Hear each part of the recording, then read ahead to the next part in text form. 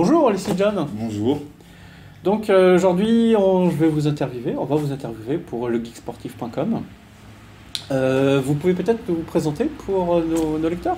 Alexis John, coureur de 400 mètres, champion d'Europe en salle, champion du monde du 4x4 et recordman de France. D'accord. Et vous avez été champion du 400 mètres en quelle année? 2011. Bravo en tout cas. Et merci pour votre temps. Parmi nos lecteurs, nous avons nos internautes, nous avons des fans de course, des coureurs. Est-ce que vous auriez des conseils à leur donner, des conseils de champion? Des conseils pour la vitesse. il y a plusieurs étapes avant d'arriver à la vitesse. Déjà, faut y aller mollo, c'est-à-dire que déjà faut commencer à courir régulièrement.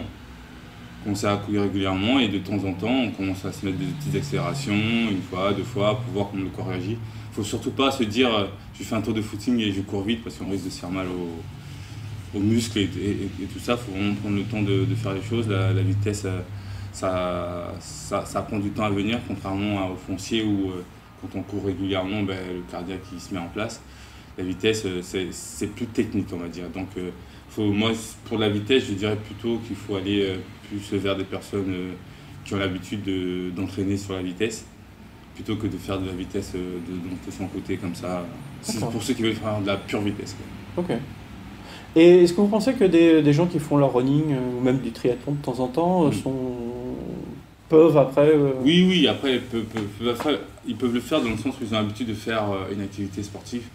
Donc après, il y aura juste certaines choses à leur apporter, comme du renforcement musculaire pour activer leur fibre rapide, parce que quand on fait beaucoup de running, on développe beaucoup de fibres lentes, ce qui est un peu contradictoire avec les fibres rapides, donc voilà, c'est juste par rapport à ça. D'accord. Qu'est-ce qui vous a amené au fait au 400 mètres? C'est une longue histoire. À l'athlétisme, je faisais pas de sport, donc ma mère m'a forcé à faire de l'athlé. Merci madame. Et j'y allais pas souvent parce que j'avais vraiment pas envie d'en faire. Et une fois, elle m'a obligé à faire un stage avec mon club. Et on s'est retrouvé sur le même stade que mon entraîneur d'aujourd'hui, François Pépin, qui m'avait lancé un défi. Et puis c'est parti comme ça. Et depuis, on s'est plus quitté. Et puis j'ai commencé par le saut en longueur. J'ai été champion d'Europe junior du saut en longueur et tout ça. Et puis un jour, le coach il m'a dit on a assez joué, on passe sur 400 mètres, tu seras meilleur sur 400 mètres. Est-ce que quelqu'un voilà, ouais, mais ça a fait grincer pas mal de dents parce que j'étais un espoir de la longueur. Et c'est vrai que la fédération n'a pas trop compris pourquoi me changer de discipline, sachant que j'excellais à l'époque chez les jeunes, puisque j'avais les records de France de mes catégories. Donc ils ne comprenaient pas pourquoi du jour au lendemain je passe de sauteur en longueur à coureur de 400. Mais mon entraîneur avait sa ligne de conduite dans sa tête. Il savait que il a une F1, pour que je reste à l'athlé, parce que je ne voulais pas le faire, s'il me mettait sur 400, je ne serais jamais resté, ça c'est sûr. L'entraînement est beaucoup trop dur pour une personne qui n'a pas envie d'en faire. D'accord, ouais. Alors que la motivation. La longueur c'était un peu plus ludique et puis les résultats sont vite arrivés.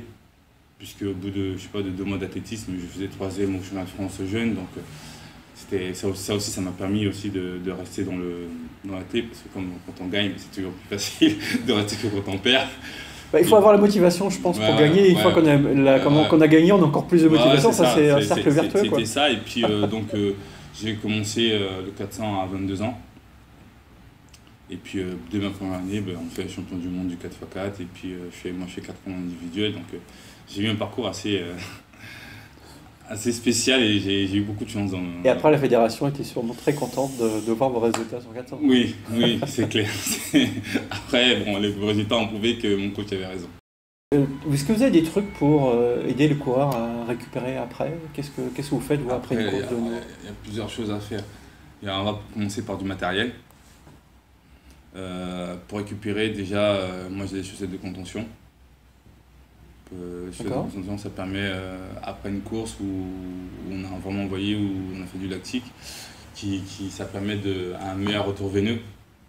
Donc ça permet aussi juste après les efforts. D'éliminer les déchets. Après j'utilise aussi du complexe faire de la récup active et tout ça. D'accord. Quel modèle de compact vous utilisez? Là, moi, en ce moment, j'ai le wireless.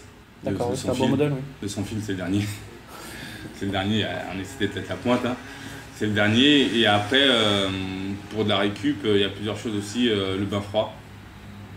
Le bain froid, ça permet comment ça s'appelle, au corps de trop chauffer et de réparer un peu les micro-fissures. D'accord. Et vous parlez de cryo là. Est-ce que vous avez les nouveaux de contention ou les nouvelles des choses qui se mettent par exemple sur les articulations avec du froid, vous savez, des poches de glace? Oui. Vous avez testé ça déjà? Je suis chez... Ah non, moi j'ai juste les poches de glace. D'accord. Chez Japs. Ok. Et j'en mets aussi quand j'ai des problèmes aux genoux, chevilles. Voilà, ça c'est...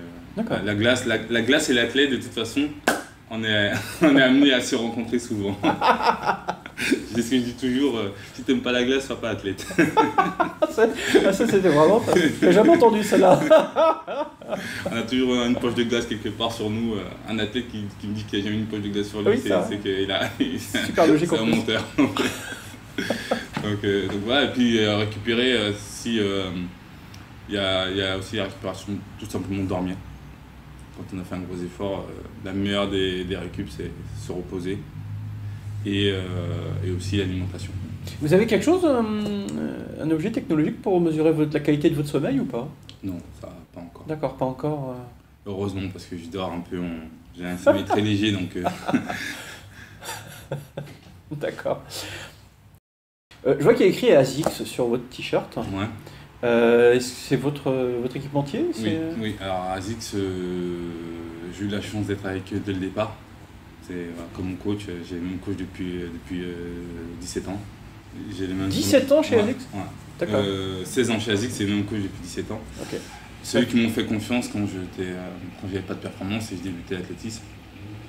Et voilà, on est restés ensemble. Il y a des fois où j'aurais pu partir, je suis resté. Il y a des fois où ils m'ont soutenu alors qu'ils n'auraient pas pu le faire aussi. Ils n'étaient pas obligés de le faire. Donc voilà, c'est une des particularités d'ASICS. Hein, oui, c'est une des particularités, encore plus quand on y est depuis... je suis quasiment l'un des plus anciens. J'ai vu des gens passer, ça revenir, repartir, et ouais. je suis toujours là. Donc c'est vrai que... Et derrière, on travaille ensemble sur justement l'après-carrière, sur du coaching et tout ça que je fais pour eux de temps en temps. D'accord. Donc voilà. C'est-à-dire quand vous parlez de coaching? C'est que moi, après ma carrière, je vais être préparateur physique.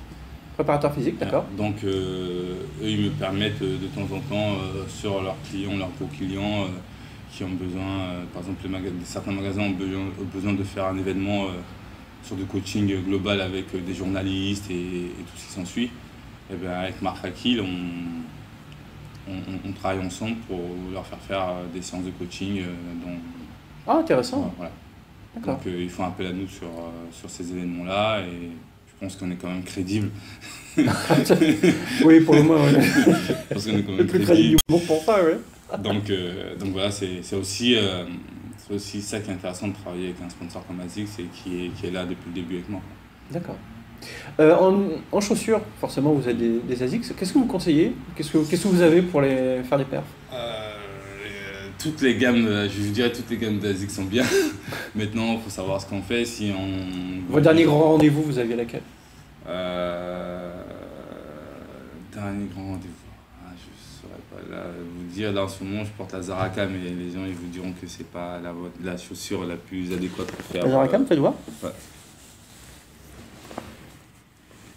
D'accord. Mais c'est une chaussure. Mais celle-ci, c'est pour se balader peut-être? Non, moi je cours avec, mais ça me va bien parce que c'est une chaussure assez neutre. D'accord. Mais pour ceux qui ont l'habitude de courir, les experts, je dirais, il y a les DS Trainer qui sont pas mal. Les Nimbus pour les runners ils sauront de quoi on parle? Ouais. Ok.